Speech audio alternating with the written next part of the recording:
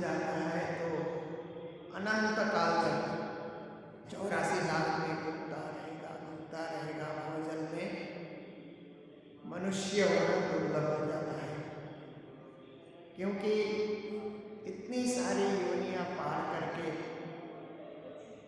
एक एक योनि में आप देखिए कि कोई 10 साल जीता है, कोई 20 साल, कोई ज्यादा। कछुए इत्यादि के लिए तो कहते हैं 100 साल 150 साल भी जीते हैं कछुए। हर एक में दुख झेलना है, कष्ट झेलना है। वहाँ कोई बना बनाया भोजन नहीं मिलता है, आहार ढूंढना है, संतान को जन्म देना है। तो भवजल की यात्रा बहुत ही कठिन यात्रा है, दुष्कर यात्रा। तो ऐसी यात्रा भी लोग कर रहे हैं, क्योंकि उनको ज्ञान नहीं है, ब्रह्म ज्ञान नहीं है, इसलिए भवजल की यात्रा में लगे हुए जो और करते आ रहे हैं। पूर्वजों ने जो किया वही करो। पूर्वजों ने जिस प्रकार से गृहस्थ को चलाया उसी तरह गृहस्थ चलाते रहो, उसी तरह संतान को जन्म देते रहो, पढ़ाते रहो, फिर अपनी जिम्मेदारी संतान को सौंपो। ऐसे करके एक भव की यात्रा, संसार की यात्रा जारी है और सारी सृष्टि इस यात्रा में संलग्न है। जन्म लेना, बड़ा होना, फिर कार्य करना, फिर प्रौढ़ होना, वृद्ध होना, मर जाना, फिर कर्म के वशीभूत दूसरा जन्म लेना, ये भवजल की यात्रा है। तो ये यात्रा तो सभी करते हैं, विशेष करके अज्ञानी लोग तो करते ही करते हैं, क्योंकि उनको दूसरे यात्रा का कुछ पता ही नहीं है, दूसरा मार्ग भी है, उनको कुछ ज्ञान नहीं है, शुद्धि नहीं है, किसी ने बताया भी नहीं, कोई गुरु भी नहीं मिला, कोई शास्त्र पढ़ने को भी नहीं मिला। इसीलिए भव यात्रा में ये लोग संलग्न है। और दूसरी यात्रा है भाव यात्रा। भाव यात्रा का अर्थ होता है भावना में भाव करके यात्रा करना। उसमें क्या है कि ज्ञान तो कुछ है, परंतु भावना में इतने बढ़ गए हैं कि मेरा घर, मेरा परिवार, मेरा संसार, मेरा छोटा सा संसार, उसी में समय यापन कर देना। घर के लिए, परिवार के लिए, अपने व्यापार के लिए, अपनी खेती के लिए, अपनी नौकरी के लिए, उतने में सीमित होकर के ज्ञान तो कुछ है, कहीं न कहीं से कुछ सुना है, कुछ पढ़ा भी है, परंतु भावना में इतना बढ़ जाते हैं, मोह की भावना में, कि परिवार में ही सीमित रह करके कोई आत्मज्ञान, ब्रह्म ज्ञान, तीर्थ यात्रा, सत्संग, साधु समागम, उसमें कभी पहुंच ही नहीं पाते हैं। बस अपने एक दायरे में वो बंधे रहते हैं और कोलू का महल बोलते हैं, उस तरह घूमते रहते हैं। और एक तीसरी यात्रा है भक्ति यात्रा। भक्ति यात्रा क्या है कि उसमें बिना भक्ति के जीवन यात्रा शुरू होती ही नहीं है। सुबह उठते ही राज शर्मा का नाम स्मरण होता है भक्ति यात्रा में, फिर नहाते नहाते की चौपाइयाँ जो कंठस्था हमने की है वो याद आने लगती है, और उसके बाद पूजा में बैठते हैं तो प्रभातियाँ याद आने लग जाती हैं, क्योंकि हमारी भक्ति यात्रा है। इसीलिए बिना भक्ति किए कुछ गति नहीं है, कुछ दूसरा अच्छा लगता भी नहीं है।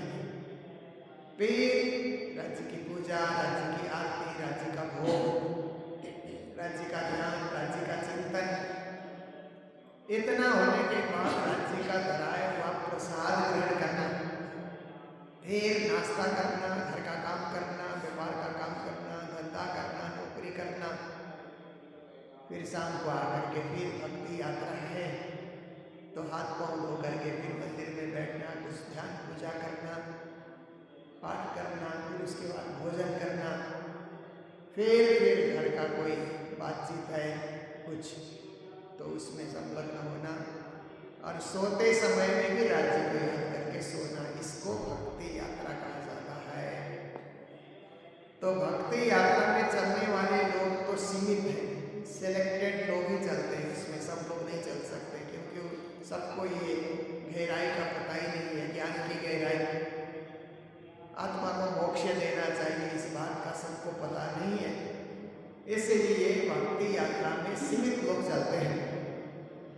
अब भावना की यात्रा में, भाव यात्रा में ज़्यादा लोग चलते हैं और भाव यात्रा में तो सारा संसार चल रहा है। सारे संसार में जितने भी जीव उत्पन्न होते हैं, छोटे जीव से लेकर के बड़े जीव तक, मनुष्य तक भाव यात्रा में चले जा रहे हैं और भाव यात्रा के अनेक थपेड़ों को सहन कर रहे हैं, जन्म मृत्यु को झेल रहे हैं और कष्टों के साथ जीवन यापन कर रहे हैं।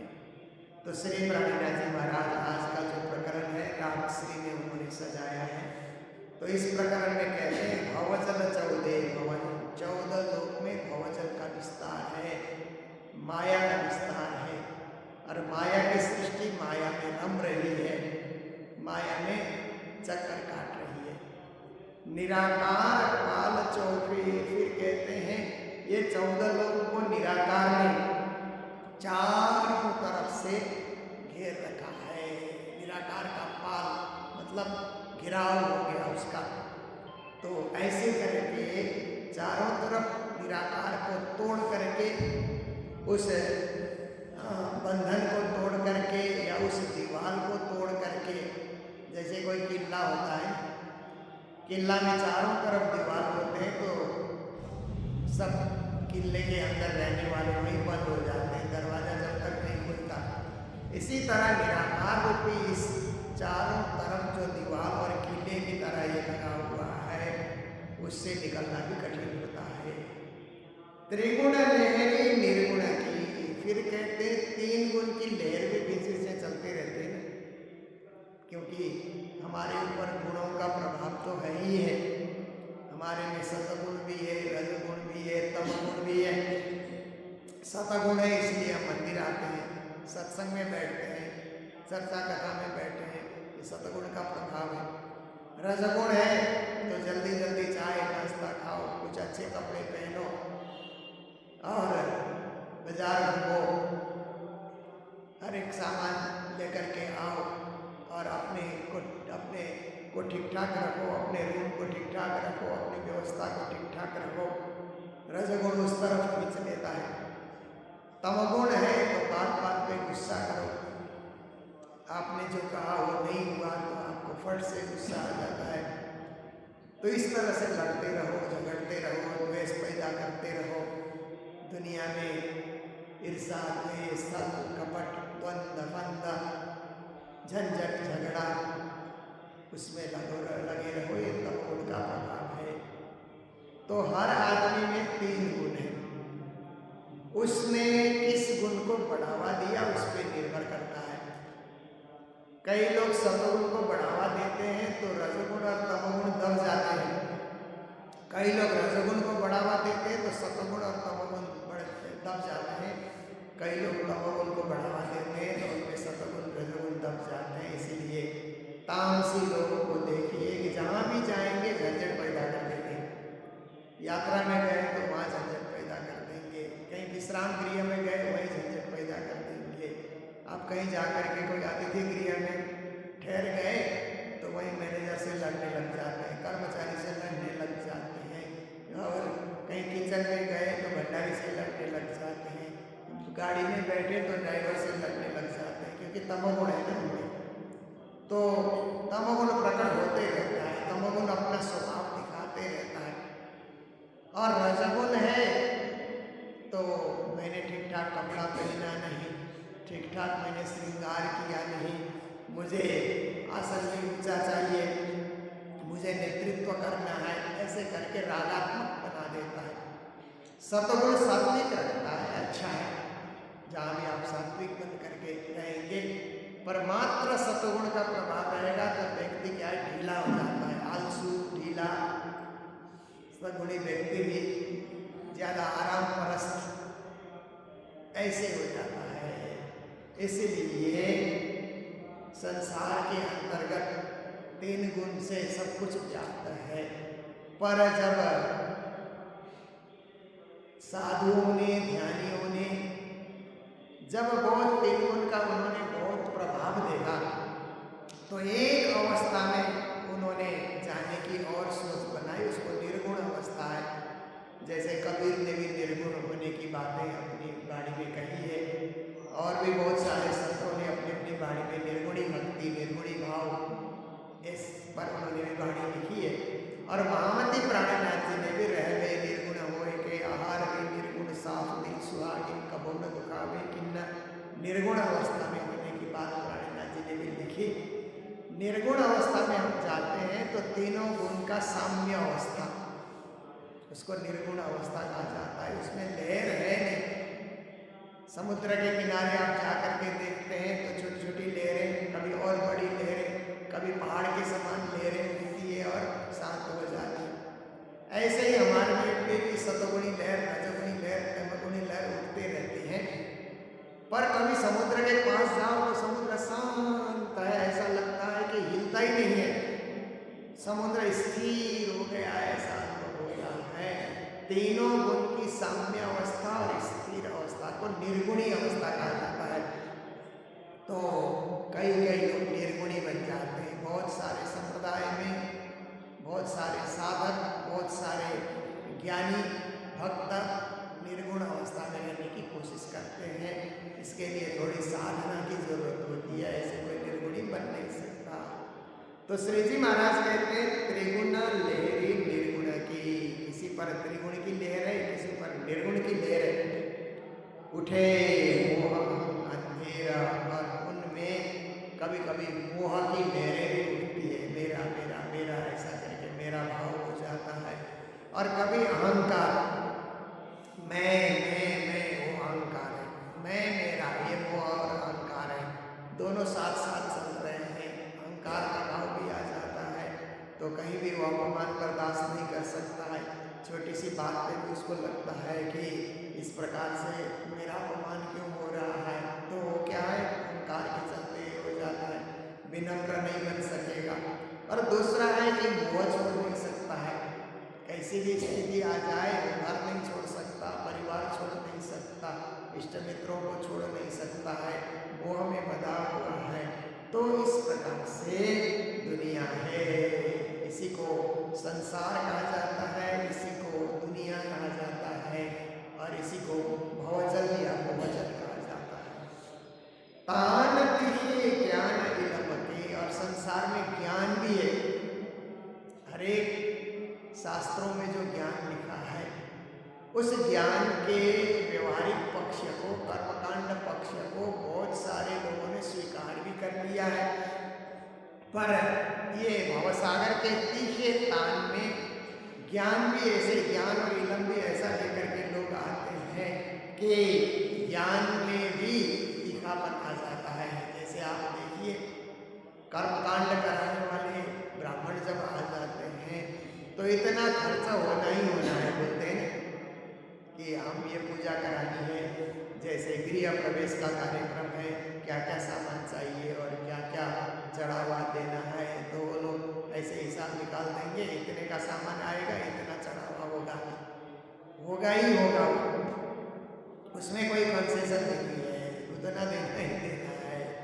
कभी कभी आप बोलिए कि मेरे ऊपर एक ग्रह दशा का प्रभाव है, इसीलिए ग्रह दशा दूर करने के लिए हम क्या करें, तो जो ज्योतिषी लोग होते हैं वो कहते हैं कि पूजा के लिए इतने का सामान, इतना चढ़ावा है। तो ये ज्ञान का प्रचार है, इलम का प्रचार है, पर तीखा है, इतना होना ही होना। अब मेरे घर में मेरे माता पिता या किसी की मृत्यु हो गई तो मृत्यु की घड़ी में अभी ब्राह्मणों को आप बुलाइए कर्मकांड करने के लिए, तो अंतिम संस्कार इत्यादि में फिर भी क्या है कि वो भी एक तीखा प्रहार लगता है कि वो एकदम से इधर मृत्यु के शोक में लोग पड़े हुए हैं, उस तरफ उसका जो तीखा प्रहार होता है कि ये चढ़ाओ, ये करो, ये होना ही चाहिए, इसके बिना कार्य सिद्ध होगा ही नहीं।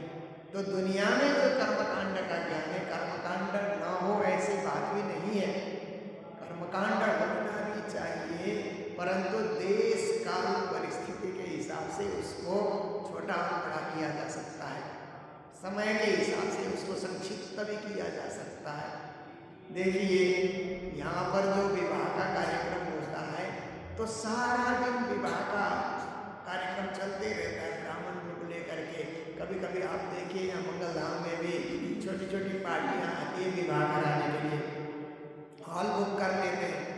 फिर देखो विवाह में कि इतना समय ब्राह्मण लोग लगा रहे हैं कि वहाँ पर विवाह की विधियाँ हो रही है, सांझ होने तक, अंधेरा होने तक ब्राह्मण लोग छोड़ते ही नहीं, क्योंकि उन्होंने जो उनके साथ कॉन्ट्रैक्ट किया है उस हिसाब से वो कर्मकांड किए जा रहे हैं।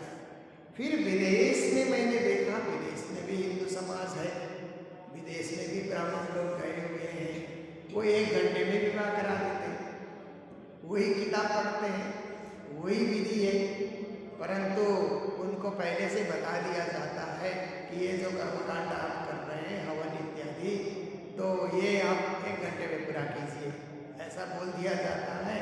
1 घंटे में पूरा वो करते, विधि वही है। तो संक्षिप्त में किया उन्होंने, जो कुछ विधियाँ थी उसको संक्षेप में बना लिया, और तीखा प्रहार उन्होंने नहीं किया कि ये सब विधियाँ होने के लिए दिन भर लगेगा, ऐसा तीखा प्रहार उन्होंने नहीं किया। एकदम उन्होंने क्या है, सहज भाव से, सहज रीत से कर्मकांड करने की विधियाँ अपनाई। तो श्री जी महाराज कहते हैं कि विधि कराने वाले विद्वानों को, ब्राह्मणों को, पंडितों को या कार्य जो कराने वाले व्यक्ति हैं उनको भी सहज होना चाहिए, सरल होना चाहिए, और देश काल परिस्थिति के अनुसार उसको संभालने की योग्यता उनमें होनी चाहिए। पर ऐसा कभी कभी नहीं होता है बहुत सागर में। तो क्या होता है कि लोग फिर इससे दूर हट जाते हैं। आज देखिए कि हिंदू समाज से ही क्या हुआ कि बुद्धिज्म अलग हो गया, जैनिज्म अलग हो गया, अब धीरे धीरे सिखिज्म भी अलग जैसे ही अपने आप को बांध रहे हैं। फिर आप देखिए इसी हिंदू समाज में से क्रिश्चियन होकर के लोग अलग हो गए, मुस्लिम होकर के लोग अलग हो गए। आप देखिए तो इतना बड़ा हिंदू समाज में से लोग अलग दूर दूर हटते क्यों जा रहे हैं कि उनके ऊपर तीखा जो ये कर्मकांड का और पूजा पाठ का आप प्रभाव डालते रहेंगे तो धीरे धीरे वो खिसकते रहेंगे। जहाँ सरलता है, जहाँ जाने से कम खर्च में काम बन जाता है, उस तरफ जो लुढ़क जाओ, उस तरफ चले जाओ, ये भावना लोगों में आती है। इसीलिए फिर कालांतर से ये हिंदू समाज में कालांतर से क्या है कि बोझ डालने का, ज्ञान का, कर्मकांड का, उपासना का बोझ जनता के ऊपर डालने की प्रवृत्ति चलती रही। पर अब समय बदल गया, अब संप्रदाय इतने हावी हो गए, इसीलिए हिंदू समाज में भी आप देखिए कि संप्रदायवाद हावी हो गया, इसीलिए संप्रदाय के मानने वाले की संख्या ज़्यादा है, मात्र हम सनातन में ऐसा कहने वाले लोगों की संख्या कम हो गई, क्योंकि कर्मकांड ज़्यादा है, दबाव ज़्यादा है, तीखा प्रहार ज़्यादा है। इसके लिए क्या हुआ कि हम हिंदू हैं, हम सनातन हैं, ऐसा कहने वाले लोगों की संख्या जो है कम होती जा रही है। हम वैष्णव हैं, हम शैव हैं, हम शाक्त के पूजक हैं, हम कबीरपंथी हैं, हम नानकपंथी हैं, या हम आर्य समाजी हैं, या हम और मानने वाले हैं, जिस प्रकार से हम लोग कहेंगे हम प्रणामी हैं। तो ऐसे का करके संप्रदायवाद में दीक्षित लोगों की संख्या अधिक हो गई। क्या कारण है? तो इसका अनुसंधान करके अब तो लोग, अब क्या है कि विश्व हिंदू परिषद का जब से स्थापना जब से हुई तो उसके बाद ये कहा गया सबको कि आप किसी भी संप्रदाय में हैं, आप रहिए, आप खुश रहिए, अपने अपने संप्रदाय का प्रचार कीजिए, परंतु हम हिंदू हैं, सबसे पहले हम हिंदू हैं, सबसे पहले हम सनातनी हैं, ऐसा करके सबको जोड़ाया है। तो आज पूरा हिंदू समाज एकजुट हो गया। अन्यथा केवल विश्व हिंदू परिषद की स्थापना न होती और हिंदू समाज को एक न किया गया होता तो बटा हुआ हिंदू समाज भी बटा हुआ दिखलाई देता संप्रदायवाद में, और सभी संप्रदाय वाले अपने को ही धर्म मान करके अपने संप्रदाय को ही हमारा यही धर्म है, हमारा वैष्णव धर्म है, हमारा शैव धर्म है या हमारा शाक्त धर्म है, ऐसा कह करके लोग बटे हुए रहते, परंतु उनको संगठित करने का एक उच्च कार्य हुआ है। तो प्राणनाथ जी के समय में भी ये समस्या थी। प्राणनाथ जी जब प्रचार यात्रा में निकले तो प्राणनाथ जी तो एक सुधारवादी और उदारवादी विचार को लेकर के प्रचार यात्रा में निकले थे, परंतु उस समय में ज्ञान सुनाने वाले, कर्म कराने वाले, प्रवचन करने वाले भक्तों की जो है भावना को न समझ करके अपना जो अनुभव है वो थोपने के लिए प्रयास करते थे। इसलिए श्री जी ने कहा ज्ञान तीखे तान तीखे, ज्ञान इलम के, इलम की तान जो है, इलम का जो ज्ञान है वो बहुत ही तीखा है। दुंद भमरिया अकल, और इस संसार के अंतर्गत जैसे आप किसी नदी में जाते हैं तो नदी की जो लहर है ना, प्रवाह धार बोलते हैं, वो धारा जो है वो तीखा धारा होता है ना। किसी नदी में आप प्रवेश करते ही ऐसा लगता है बह जाएंगे, यहाँ तो हम बह ही जाएंगे ऐसा लगता है। जैसे आप संगम में आप जाते हैं, मात्र गंगा स्नान करने जाएंगे तो गंगा की धार तेज होती है, बह जाएंगे ऐसा अनुभव होता है। संगम में जाएंगे तो धार एकदम शांत होती है, तो वहाँ नहाने से ऐसा अनुभव नहीं होता कि हम बह जाएंगे। तो आप देखिए कि जमुना की धार जो है वो मंद गति से है, गंगा की धार है तीव्र गति से है। तो क्या है कि तेज धार बहने से क्या होता है कि वहाँ पर भंवरियाँ उस पानी में जो है बहाव में क्या है कि गोल गोल घूम करके जो भंवरी तैयार हो जाती है, उसमें कोई फंस गया तो घूमता ही रहेगा, लास्ट में डूब करके मर जाएगा। अच्छे अच्छे तैरने वाले भी इस प्रकार के भंवरी में फंस जाते हैं तो वो लोग नहीं निकल पाते हैं। तो ऐसे ही धर्म क्षेत्र में भी लोगों ने अपने अपने ज्ञान से क्या है कि चक्कर चला दिया, गोल चक्कर चला दिया, व्यक्ति उसमें घूमते रहता है, परेशान होते रहता है, अंत तक उस चक्कर से नहीं निकल पाता है। तो अपनी अकल से लोगों ने चक्र घुमा दिया, जबकि शास्त्रों ने नहीं घुमाया, पर शास्त्र के उपदेशकर्ताओं ने अपना चक्र चला दिया और लोगों को उसमें चक्कर काटने के लिए मजबूर कर दिया। बहे पंथ पैरे आड़े उलटे, और यहाँ पर बहुत सारे संप्रदाय वाले भी बहे जा रहे हैं, भावना में बहे जा रहे हैं। अनेक पंथ पैरे संप्रदायवाद वाले भी आड़े उलटे, कई सीधे चल रहे हैं, कई उल्टे भी चल रहे हैं ना। किसी की गति उल्टी भी है, किसी की गति सीधी गति है। जो सीधे साधे भक्ति करके परमात्मा को भज रहे हैं तो सीधी गति हो गई, कई चमत्कार के पीछे, तंत्र साधना के पीछे और चीज़ों के पीछे कई चले जाते हैं तो उल्टी गति भी हो जाती है उनकी। तो कई उल्टे चल रहे हैं, कई आड़े चल रहे हैं और कई सीधे चल रहे हैं। झूठ अथाह चल, और इस संसार में झूठ का ज़्यादा विस्तार हो रहा है, क्योंकि युग भी कलयुग चल रहा है, इसलिए कलयुग में झूठ का बोलबाला ज़्यादा होगा ही। झूठ बोलने वाले ज़्यादा मिल जाते हैं और सत्य बोलने वाले धीरे से बोलते हैं। सत्य की आवाज़ दब जाती है, सत्य की आवाज़ धीमी होती है, झूठ की आवाज़ बुलंद होती है। झूठे लोग जोर जोर से चिल्लाते हैं। आप देखिए ना, गाड़ी में कहीं जा रहे हैं तो थोड़ी सी कहीं ठोकर लगती है तो सामने वाला की गलती होती है, परंतु जोर जोर से बोलता है, और जो गलती नहीं किया है वो धीमी आवाज़ में बोल रहा है।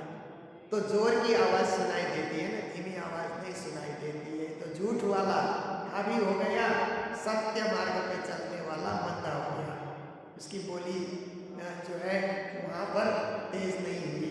तो ऐसी स्थिति भी हो जाती है संसार के अंतर्गत। अंतर्गत। तो देखिए कि आप देखिए कि जो ब्रांडेड दुकानें लेकर के बैठे हैं वो हल्ला नहीं करते हैं, और जो हर एक माल लेकर के बैठे हैं वो जोर जोर से चिल्लाते हैं। आप देखिए जोर जोर जोर जोर से चिल्लाते हैं।